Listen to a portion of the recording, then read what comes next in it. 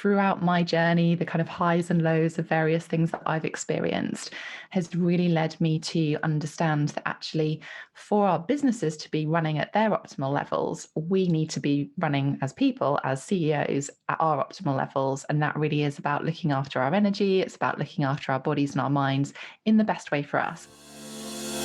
Welcome to the Leverage Business Podcast, where we believe business success is about working smarter, not harder, leveraging your time and expertise in ways that fit the digital age you and your clients live in today. I'm your host, Jay Allison, author of Leverage Consulting in the Digital Age and founder of the iSuccess Business Academy.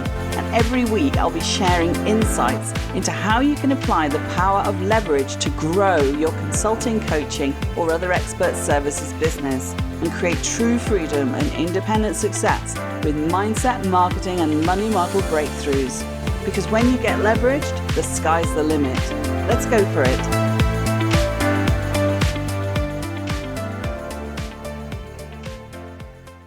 Hello, everybody. Today I have a very special guest, Sarah Cooke, and you are in for a treat. Sarah's CEO and founder of The Healthy Business and the Health Business Podcast, which is where I came across her.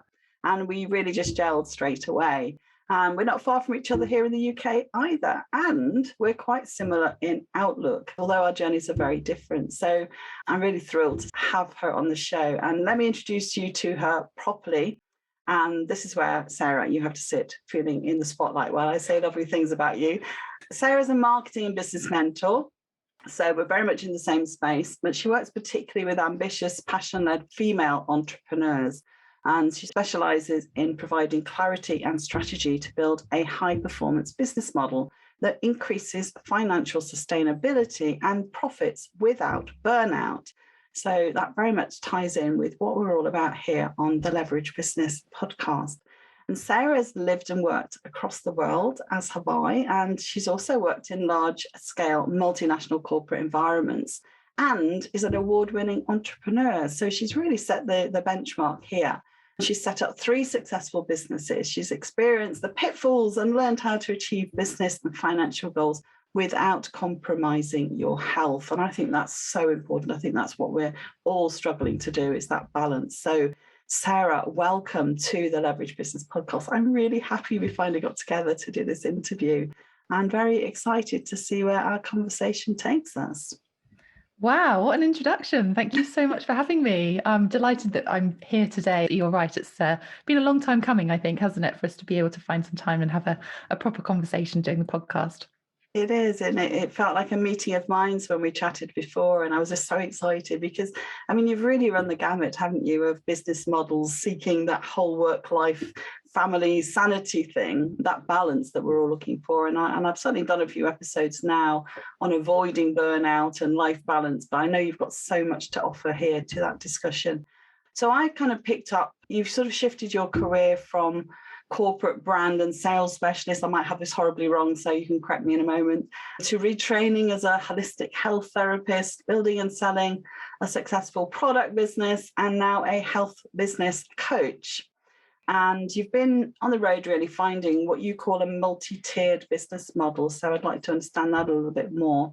And it fits in really with the various demands on your time and energy, which is, you know, what we all have to juggle.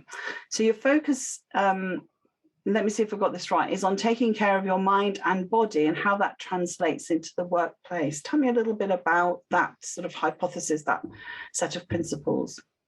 Yeah, sure. I mean, yeah, as you said, that kind of pretty much sums up my background. And I think throughout my journey, the kind of highs and lows of various things that I've experienced has really led me to understand that actually for our businesses to be running at their optimal levels, we need to be running as people, as CEOs at our optimal levels. And that really is about looking after our energy. It's about looking after our bodies and our minds in the best way for us, and recognizing that we're all different and we all need different things. But actually, when we take that time to look after ourselves, suddenly our business kind of really accelerates, that we get the results coming in. I see so many business owners, especially if they're solo business owners, that are working all the hours, that are feeling overwhelmed, that are probably juggling all sorts of things in their families. And that idea of the flexibility and probably the reason that they went into running their own business in the first place seems such a mile off. And quite often, especially as us women, we tend to prioritize everybody else. And that means our self-care goes to the bottom of the list. And I would really encourage people and that people listening to this and actually seeing if you can flip that and recognizing that when we are at our most productive, we become really effective, we become really efficient. And that all comes from looking after ourselves. So we're nourishing ourselves in the right way, whether that's through exercise, whether that's through what we're eating, whether that's through the people that we're spending time with. It's really about that awareness, getting really clear on what it is that helps you perform at your best levels, because then you can plow all of that into your business. And that's when you're going to have the best results and see success within your business. Awesome. You've got that so lined up, really, hitting all the points and making it happen. I think we need a sort of a step-by-step, how do you kind of get going on all of that? It sounds wonderful, of course, but I think what people struggle with as well is, how do I make a start on that when everything feels so kind of jumbled and up in the air, and I'm discombobulated seems to be a word that people are using a lot these days. Let me just take a little step back, because we're going to dive into all of that. It's going to be great. All the experience and searching that you've done, it feels, when we had our conversation, that you've really found your calling now, would you say? What's very striking is your ability to hone in on what you really want and make changes fast, both in your business and in your self-care kind of regime, if you like. How did you, is that just a natural thing, or is it something that you've learned? Did you kind of get started in sort of working all of this out? Oh, what a great question. It definitely has been a bit of a journey. And I think if I kind of rewind back to almost a childhood, actually, where I grew up in a male-dominated environment, it was very, very competitive. And I was the only girl with my sibling and my cousins, who I kind of grew up with in a very close environment. And that then created this environment of, okay, well, if I'm going to be equal to them, if I'm going to be, there were 5 of us, one brother and 3 male cousins. And actually what happened is that there was always 4-player games, and I was always the one left on the side, being the girl, thinking that I wasn't good enough, all that kind of stuff. And it just set off that process of women are left on the side, women have to work harder to kind of compete with the boys. Wow. I haven't actually thought about the fact that I have 1 brother and 2 male cousins as well. So we have that in common. I thought that was quite funny. Maybe that's where some of my drive comes from. So you find the things that are important to you. You find the drive that gets you towards them. And sport was always my outlet, both from me kind of enjoying it, but also I performed really well, and I ended up playing lacrosse for England for 5 years. And that for me was a kind of real test in, actually, if I put the work in, if I do something that I enjoy, then I can perform at a really high level. And so probably at quite a young age, I had that sort of mindset within me that, if I put the time and effort onto doing something that I loved, that I wanted to achieve, there was always a way to do it. And I learned a lot about what could take me to that next level. And I think that's where my sort of healthy habits were really kind of cemented, that if I trained more, if I looked after my body and ate the right foods and nourished myself, if I had that mindset that it was about me taking action and making changes, then I could actually achieve all of those things. 5 years into that, of playing for England, I had a really serious injury, which quite often happens with sport, and you're very lucky if you don't have injury. But again, that was a massive test in mindset. And at the age of 21, that's quite a young age, really, to kind of have this this awareness, I suppose. But that injury meant that I had to learn to walk again. It meant that I couldn't play sport for a year. Oh my gosh. And that was, it was a really big test, because having just left university, just starting my kind of corporate career, I was then forced to not have my outlet, which was sport. Yeah. And that was really hard. And I think I remember sort of sitting on the sofa and just thinking, oh gosh, I'm literally stuck here. What am I going to do? I can't, I couldn't go out just started as a sales rep at a global company. So I couldn't even drive. I couldn't start that job properly. Didn't have my sort of outlet of sport. And I think that was really, I remember one day just literally sitting on that sofa kind of going, it's me that can change this. If I train or I do more of those physio exercises that I've been given to do, if I use this time to plan the most efficient, most effective route so that I can see all my sales clients, then actually when I am able to do some things and I can get stronger and, start being able to move and walk in the ways that I wanted to, then I can actually be in control of that. I can take action to see those results that I want to. And yes, it was a long process. Yes, I had all those tears and tantrums and things that we do when it's frustrating. But when I came to that point of being able to, start walking again, start training again, start running again, and from my job perspective, I actually went straight into going back into that job, hitting all my sales targets, winning sales rep of the year, and at a really young age with people who had been in the role for a really long time. And it really got me thinking about all of those times where we have that sofa, or that metaphor of a sofa, where we're just sitting there, we're waiting for things to happen to us, that actually we're the ones that are in control. And as business owners, as well, as that kind of journey's progressed, we're the ones that can take action. If we sit waiting for opportunities, they don't necessarily land on our laps. That's when the luck comes in. But actually, we can create our own luck. We can create moments and experiences and actually the results that we want to by taking action. And I think I wanted to touch on what you said, that actually it doesn't need to be big changes. It's all about that small compound effect. For me, going from not being able to walk to being able to run and do all the things that I'm doing now, that didn't happen overnight. It was all those little small tweaks, the mindset piece, yes, of course, but actually taking action, that's always what it comes down to. I mean, what a story. Wow. It's like, how do I dig into that? I think the thing that's just struck me about what you're saying is, I mean, it's the same with marketing, same with business, same with self-care. It's taking that consistent action every single day. And that requires, a real resilience, a real determination, persistence, and discipline. And I think that's something that sometimes, I mean, we all struggle with discipline. It's like the short-term effort, that inertia sometimes, especially when you're feeling the world's against you. And I think it is that rises up, really, isn't it? I remember writing about something in this. I can't remember which article it was, in a blog article, and it was from The Matrix. And I don't know whether it was 1, 2, or 3, but the guy was like, they were fighting. I don't know if you know the scene. And he says, why do you keep getting up? Why do you keep getting up? And, why do you persist? And he said, because I choose to. And it was so powerful. That really struck me. And everything in what you've just described is very much about not just the action, but the choices that you make, whether it's an apple a day kind of things, or whether it's going through tough times in business. And that's just what strikes me, is you made it happen for yourself time and again. Yeah, definitely. And I think it's, we got to a point. So my husband and I, we were still quite young when we got married, and we were both living in London, both working in the corporate rat race for some brilliant global companies. And we kind of had this sort of realization of, is this it?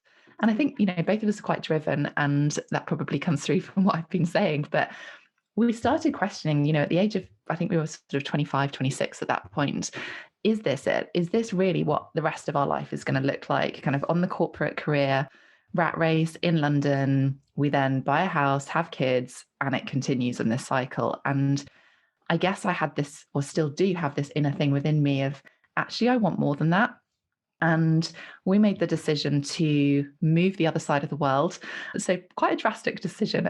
That wasn't the original plan. It was more about going traveling and exploring and seeing different. And then he got offered this opportunity to live and work in Asia, in Singapore. And that just ticked all our boxes. And I think, again, it kind of goes back to that, because we were open to that, because we were looking for some change, that came into our plate, and it became an option.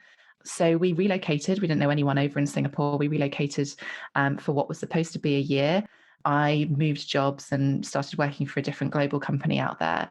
And 1 year turned into 7 years, which was amazing. And I think it was, again, just being open to taking risks, being open-minded to change, and not seeing change as a scary thing. And actually, that is where growth comes from, and kind of reflecting back from that from a business perspective. But going back to your question and kind of asking me where that business model's kind of come from. And my role in Singapore was regional marketing manager for a big global company where I was traveling around the region, hopping across to Australia, running some huge events and big sponsorships. I was doing collaborations with Audi, the Singapore Grand Prix, some really big fashion designers.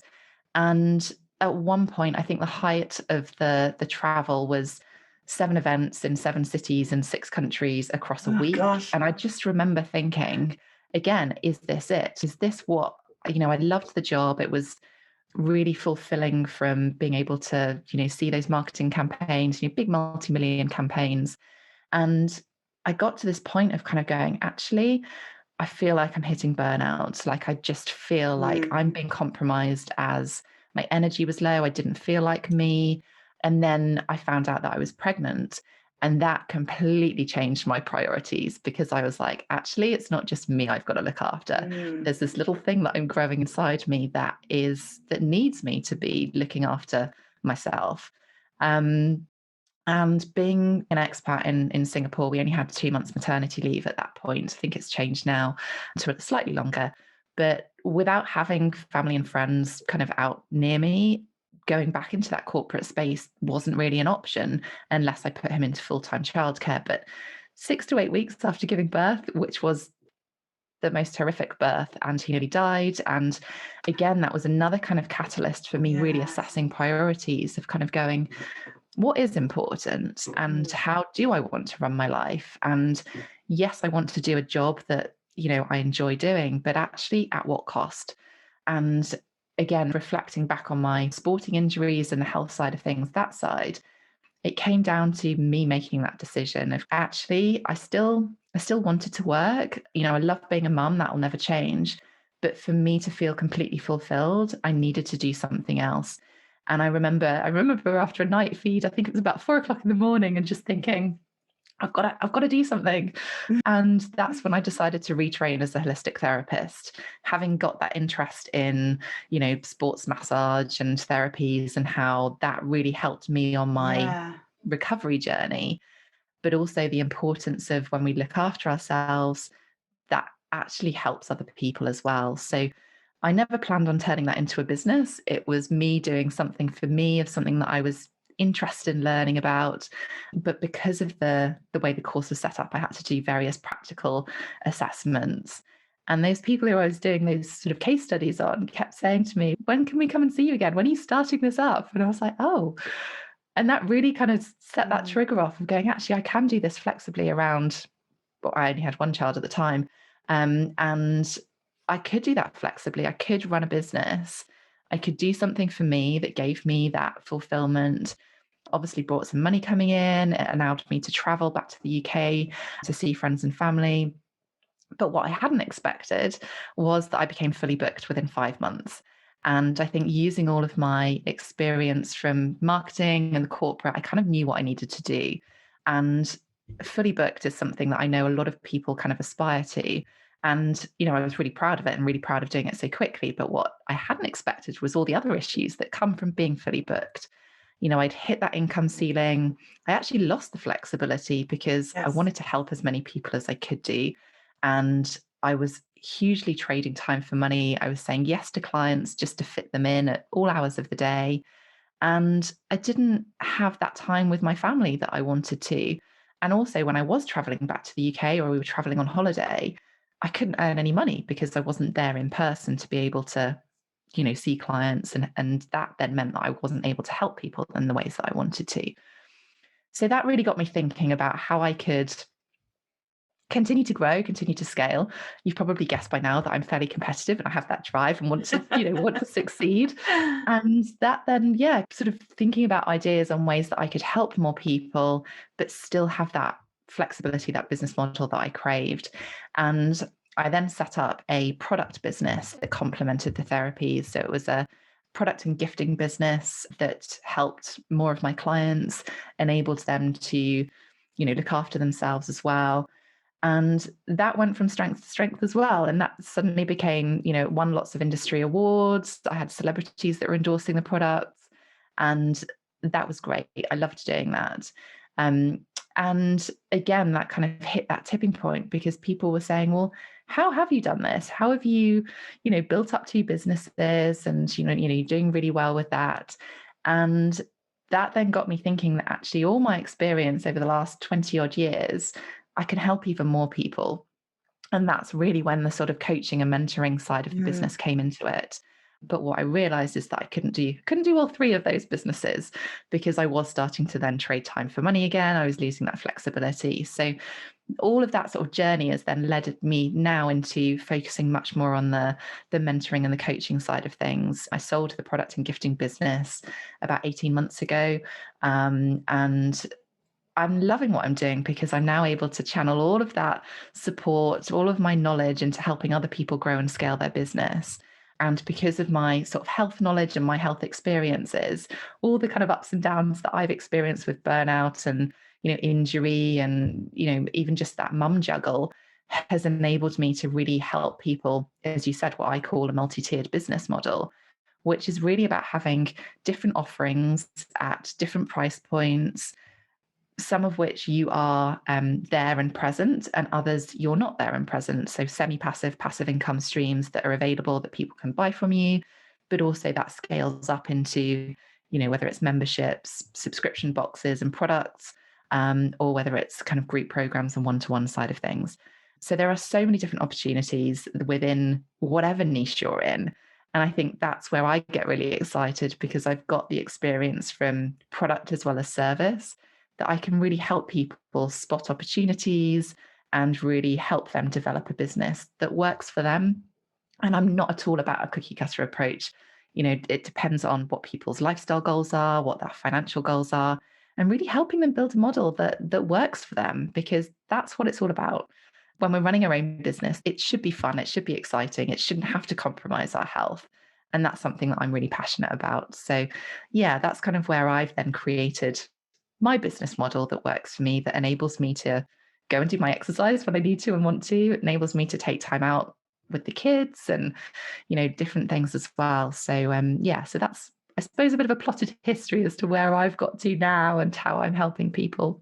It's a wonderful educational journey, because through telling your story, you're helping us understand about the choices and about risk and opportunity and what we touched on before, choice and resilience and all of those things. And I think the other thing that really strikes me from what you said, and I do this with my clients as well, is, start from your strengths, start from what you're passionate about, start from what you're good at, start from what the market's telling you they really, really want. That came into your story as well.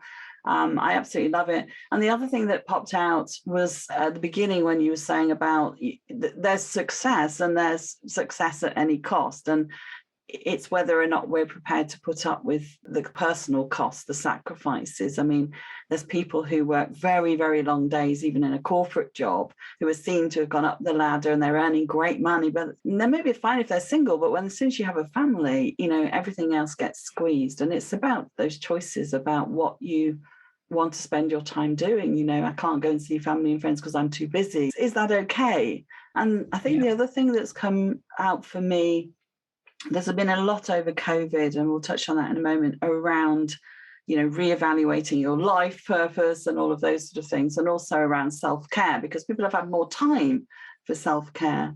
But I think what's popping out is more about self-management. And funny, it came up in a team meeting a little while ago, is about, in a way, putting your own mask on first, but also being organized and making decisions about what to do and what not to do. Actually understanding that there is a capacity, even with a multi-tiered business model, there's still going to be capacities. And we talk a lot in business around consistent marketing, consistent capacity building, and the two going kind of hand in hand. And it feels like you've kind of changed and swerved and gone with the opportunities built on your strengths. And you've kind of, I don't know what the right expression is, but I feel like you've carved this route through, and you've ended up with something that works for you, and it's not, as you say, cookie cutter that will work for everyone else. But knowing that there's this whole load of things that you can draw on that people sometimes don't realize, and especially if they see what's going on Facebook or whatever else, and you see, businesses and on the high street, and you sort of compartmentalize particular things rather than the blend that I hear you more talking about, the different blend that you can have that makes it work for you. So that's a very elongated way of saying what you said so succinctly. But yeah, it just touches on so many things that I kind of help people with, and it all comes down to strategy, doesn't it? Yeah, it really, really does. I think it's you were talking about success there, and I think everyone has a different version of success. But actually, if we really think about what that means for each person and what it means for us, it generally is that balance between time, lifestyle, and money. And for me, that equilibrium between all three of those things, if we can get to a place, especially as business owners, we have that choice. And if we can get to that balance, then for me, that is where the success lies. And whatever anyone else is doing doesn't matter. It's about what works for you. And we've all got different family setups. We've all got different lifestyle goals. We've all got different things we want to spend our money on. And all of that's okay. And I think, social media is a wonderful thing for many different reasons, but it also does bring with it that comparisonitis that we see. It also brings in that, I suppose in some ways it's almost that instant gratification that a lot of people expect, because people focus so much on the likes or the comments and the instant, response to things. But actually, if we take a step back from that and really think about what it is that we want and how we want to run our businesses, that's when you can, talking about that clarity, that's when we can build that plan, that strategy to really achieve those things. And, I see, especially women, I see so many of us that apologize for wanting to be successful, or they feel guilty for it. And they feel this need to prioritize other people at the expense of their success. And for me, success is that whole rounded thing. It is that balance of all those things that you enjoy doing, that you want to do. And if that means that you're not going to hit that, figure as quickly as you want to, that's okay if you've made that choice. If your number one goal is to hit a financial target, that's also okay. But understanding what it means to get there is what we need to look at. And I think that's where that sort of not taking a cookie cutter approach is really key, because it all comes down to what you want, how you want to live your life, what those goals look like, and not using the wonderful world of social media to compare ourselves. And quite often, people talk about these overnight successes and people going from zero to whatever. Chances are there's been several years before that have enabled them to get to that overnight success. So I think it's really just being really honest with ourselves and kind of taking that step to really get clear on what it is that you want to achieve and by when, and what that means from a boundaries perspective, and being really clear on that. Boundaries is something that I've really had to work hard on over the last, especially year and a half, whilst the kids have been homeschooled and all that kind of thing. But it is, you've got to take care of yourself, right back to what we were saying at the beginning of, if we perform at our highest levels, our business will perform at its highest level. And a huge part of that is your boundaries, looking after yourself, rewarding yourself, giving those things that are important to you as well along that journey. And I think, we all have these financial targets that we want to hit, but what about after that? Do we just increase those targets, or do we take stock of that? One of the things that I love to do is sometimes I do it monthly, but I normally do it on a quarterly basis, is have a check-in with myself around, have I hit my financial targets? If yes, great. But what has the expense been on my lifestyle? If I need to change things, then I can do. Or if I've had a great, lifestyle for the last 3 months, has that impacted my financial goals? And that's where that, again, that time, lifestyle, money side of things comes in, because you've got to keep checking in with yourself to know that you are doing things in a way that works for you. Because we don't want to hit burnout, we don't want to hit overwhelm, but we do want to have success. And there are so many things that we can do that don't have to be big things. It can be little small tweaks that have the compound effect to really make those changes and to see those results that you want to achieve. Yeah. There's a word that came out there for me. We talk a lot about balance, but you use the word equilibrium, and I think I'm going to borrow that shamelessly because I think it paints a bit different picture than balance. Balance, I always think of those scales, which feels like two opposing forces, doesn't it? It's like, Yes. you can't have one without the other. And of course, what we were saying at the beginning, we want it all, right? Yeah. And also metrics for measuring success. I talk about that a lot, both in terms of evaluating projects, which I do a lot of in my consulting business, but also in terms of what we feel is success for our lives. And so thinking about that quarterly review for ourselves, that isn't just about, did I get the sales? Did I get the clients? Did I make the money? And back to that point you said about at what cost. And I really like that kind of way of thinking about it.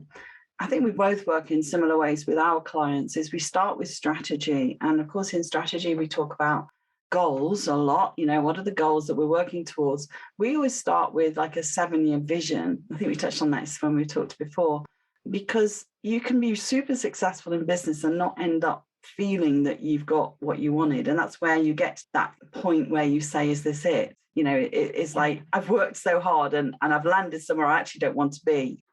And so we always try and kind of plan ahead was what would success and equilibrium, if you like, in your life look like, and work from there. And that's where I think you make the choices about business models. You still might not hit it in one go, I mean, I certainly wasn't in my 20s when I had that first kind of midlife crisis of like, is this it? Sarah, let me come back to the healthy business, because I really like that. I love the fact that healthy business is both the health of your business and keeping yourself healthy. So did that just kind of come to you? Because often people have real trouble finding names for their business, names for their programs. Did it just land with you, or did you have to go around in circles to find that? Yeah, I think there's a lot that kind of came from my, again, sporting background, but obviously working as a holistic health therapist, that actually our biggest form of wealth is our health. If we can have our health, then that enables us to make lots of choices. And I think there's, we talk about the sort of rubber balls and glass balls as to which ones you throw them up in the air and which ones we can allow to drop. And our health is one that we can't allow to drop, because if we do let that drop, then everything else falls anyway. So I think that was a big part of it. But actually, when we look at what a business is, and going back to that sort of success that we were talking about, we have to have a business that is sustainable. It has to be profitable, because otherwise it is just an expensive hobby where we're just plowing lots of finances into it. We're spending a lot of time on it. And not only does that have a knock-on effect on our health, because we're feeling frustrated, it's that mindset, but also you lead to burnout and all that kind of things. So I kind of kept playing around with these different things that actually our lives and our business are so entwined. And especially when you're your own business owner. And one of the things that I kept coming back to was that actually it's not a life-work balance or a work-life balance. It's life. It's, we're living our lives and our business is part of that. So we need to have this kind of a holistic view of how we're running our everyday.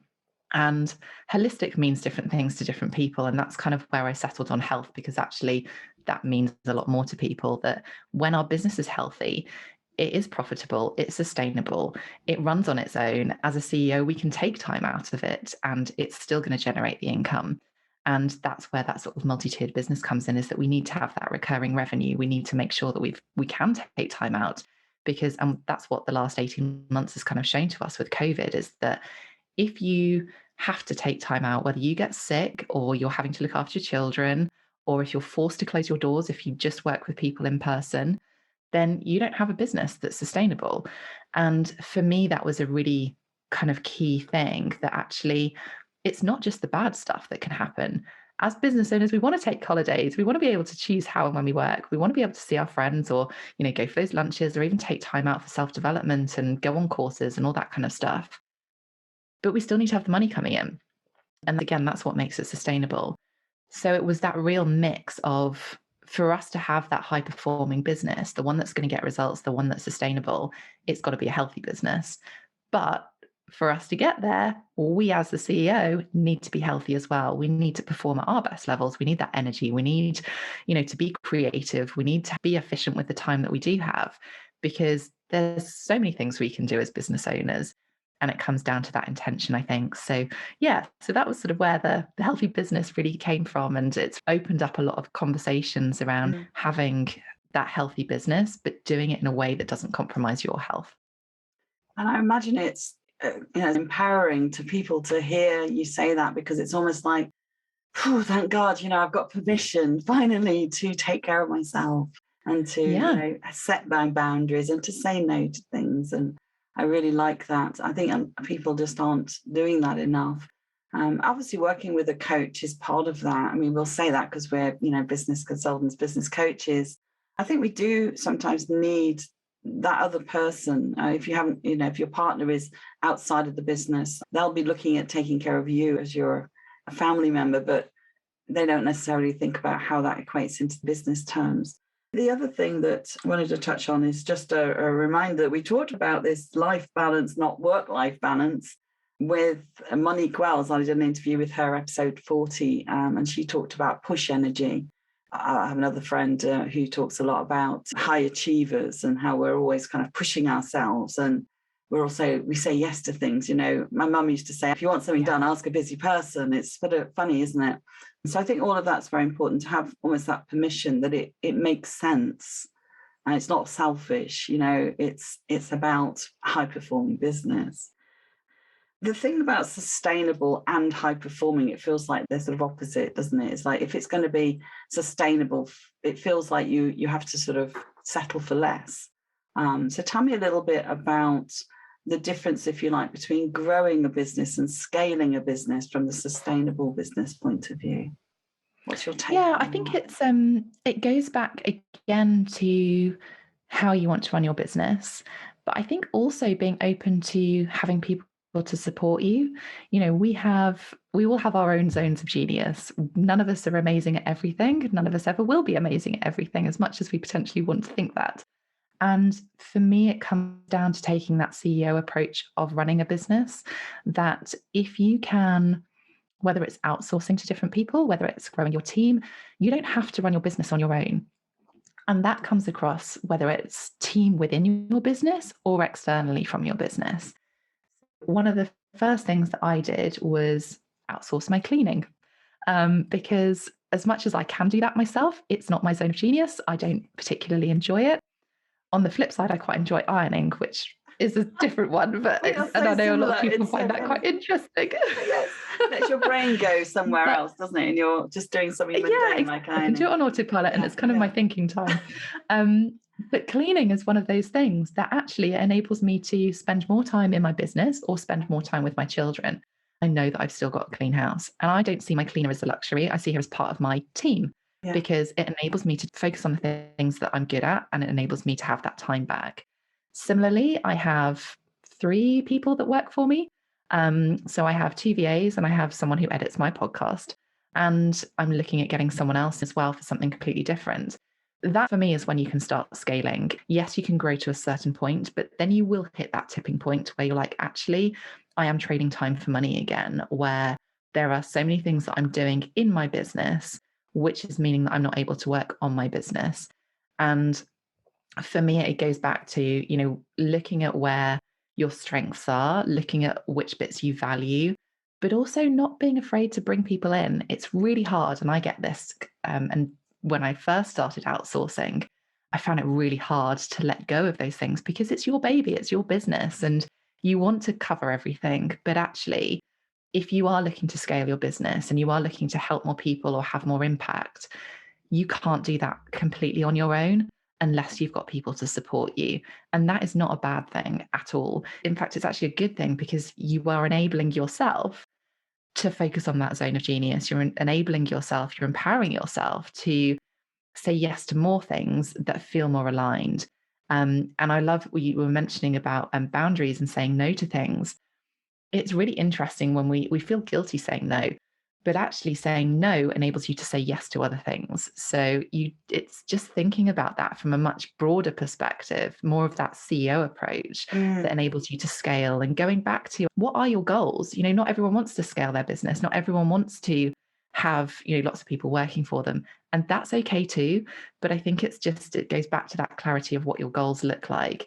building that plan, then looking at how you can achieve that and getting the results that you want to.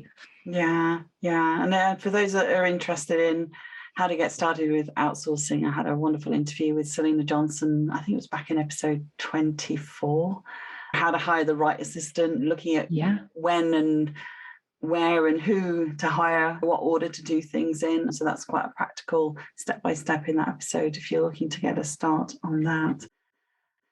This might be a good time to talk about your free guide, because, to get a little bit practical as well, 1-minute hacks to accelerate your results sounds amazing. So I was really glad that you were able to share that with us. And I'm going to give the link at the end of our time together, and it'll also be in the show notes. So tell me a little bit about what that guide helps people to do. Yeah, sure. I wanted to put something together that people could really take action on, that could have those small little tweaks that actually can have a really big impact. And we always think about results in our business just being purely financial. And what I wanted to do with this guide is actually look at those 3 different areas, so time, money, and lifestyle, on how we can create a successful business and really accelerate those results. So it looks at your business from a profitability, sustainability perspective, looking at how you can automate processes, some really quick things that you can do that actually can have potentially a really big impact.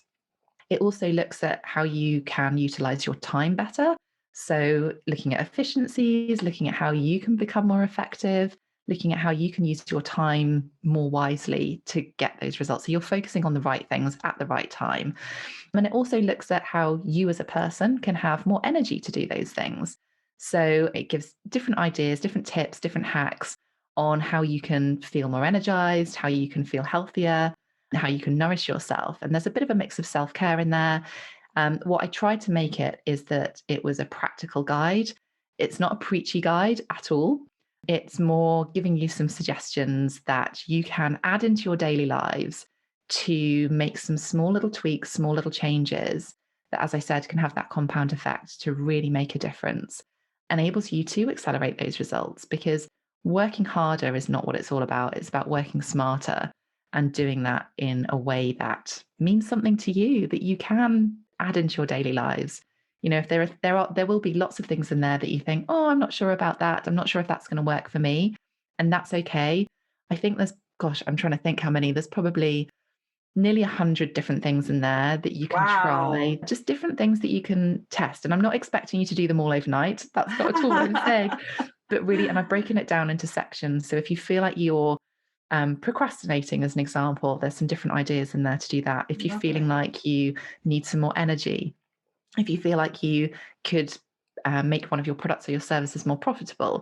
So I've broken it down into sections within those 3 pillars of time, money, and lifestyle, that you can then pick and choose which ones you can test out to then start seeing the difference. So it's there as a practical guide, rather than feeling the overwhelm that you've got to do all of these things overnight, because you absolutely don't. It's about choosing the things that will actually make a difference for you and your business. Yeah, and as you said earlier, the compound effect and that discipline, there are things that don't take much discipline, don't take much to implement, even if you start with 1 or 2 and then you build up to a few more, and they become part of your daily or weekly habits, don't they? Yeah. When you keep repeating things, that you internalize them. I think it takes about 2 or 3 weeks for a new habit to form, but that's the way to do it, is these short little changes, little tweaks that you make that actually then build up over time and have quite an impact. Yeah, so definitely. I think that's such a great resource. Thank you very much for sharing that with our listeners. So that seems like a really good place to pause, Sarah, because we're going to pick this up in an episode that follows next week. We had a lot of things to cover, didn't we? We thought we might do. We've gone long and deep. I think there's so much more to dive into here, and I'd really like to hear more about your leverage strategy and how that looks in your business, so that we can share some insights there with our listeners. So really looking forward to our continued discussion for next week. Thank you for listening to the Leverage Business Podcast. Want to create leverage in your business? Did this episode provide some insights and ideas to be thinking through? If so, subscribe so you get alerts when the next one's released.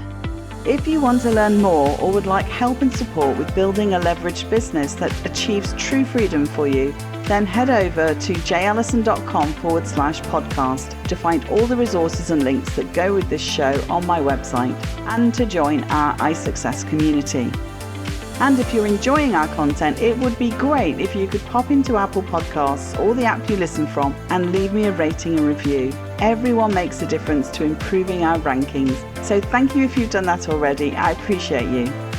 So hey, that's it. Thank you for listening. I hope you've loved this episode and have some great takeaways to be thinking through. I wish you a pleasant, productive and profitable week, and I'll see you again next time for another episode of the Leverage Business Podcast.